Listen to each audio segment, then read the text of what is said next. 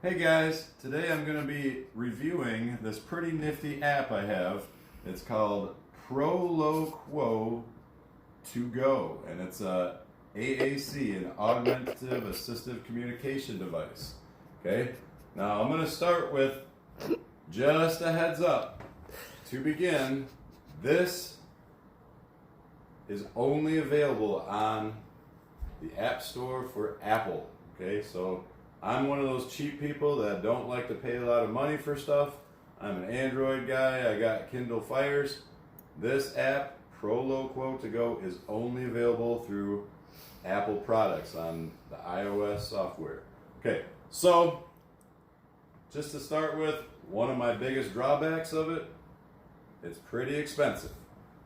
We're just talking, your typical iPad, you're already investing about $300 right off the get-go. It's got this nice gumdrop, case, somewhat drop proof. Well, I won't say drop proof, but drop resistant. You can see we already got a crack there.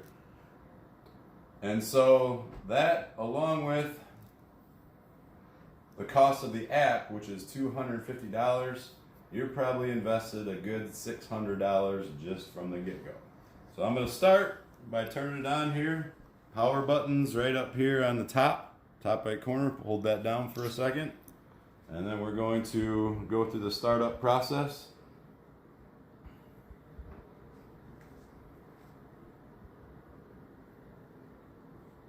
It takes a few minutes.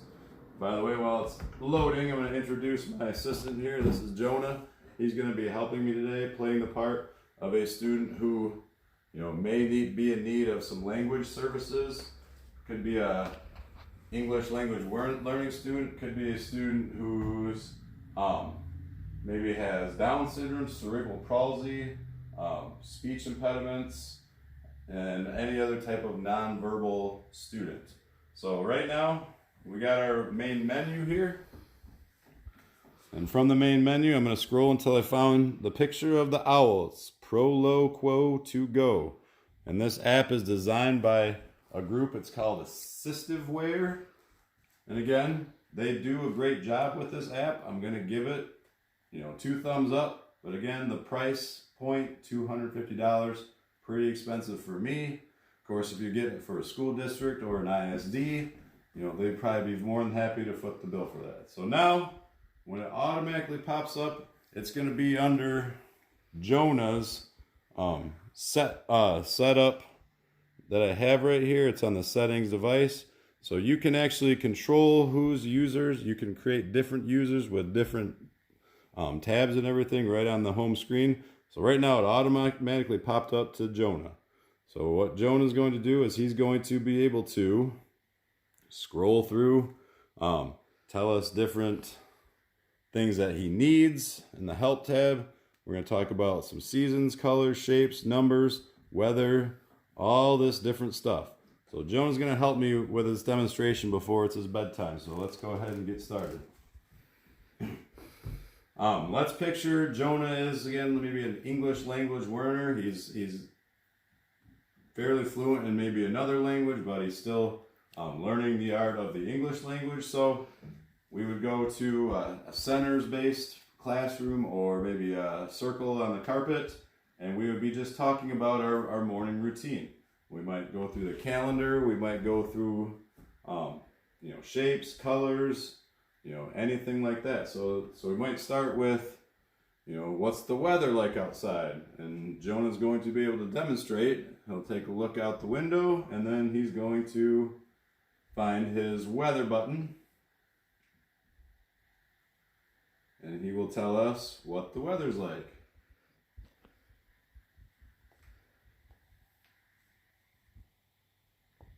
Cloud. Anything else, Jonah, that you see out there? Snow. Oh, yeah, a little early for that, but it's getting it. It was coming down earlier. Anything else?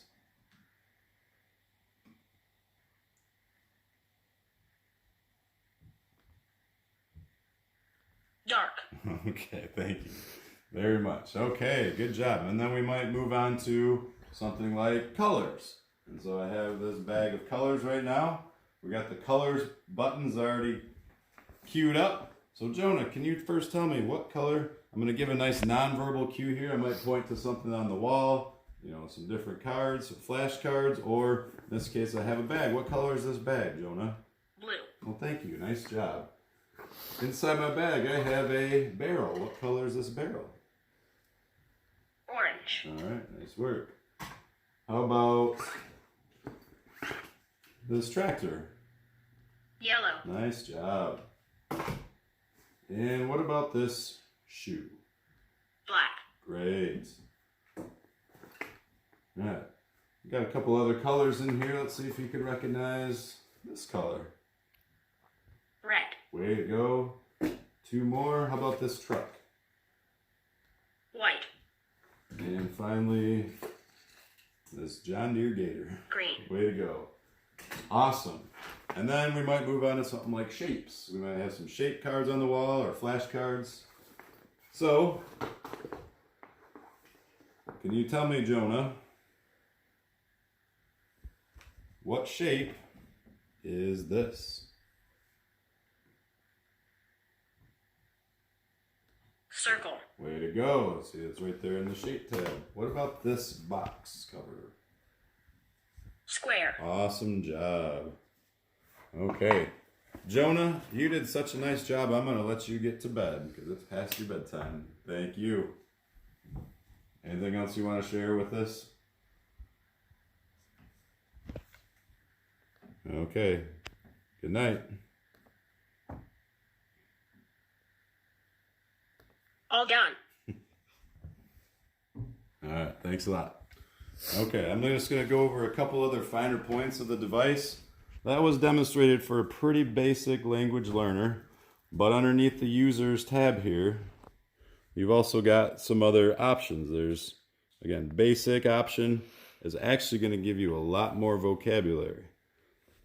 So now you have the option to scroll through, and this is another one of the maybe drawbacks, depending on who you have this set up for, is there can be, maybe a little bit overwhelming amount of tabs, and then within each tab, there's lots of different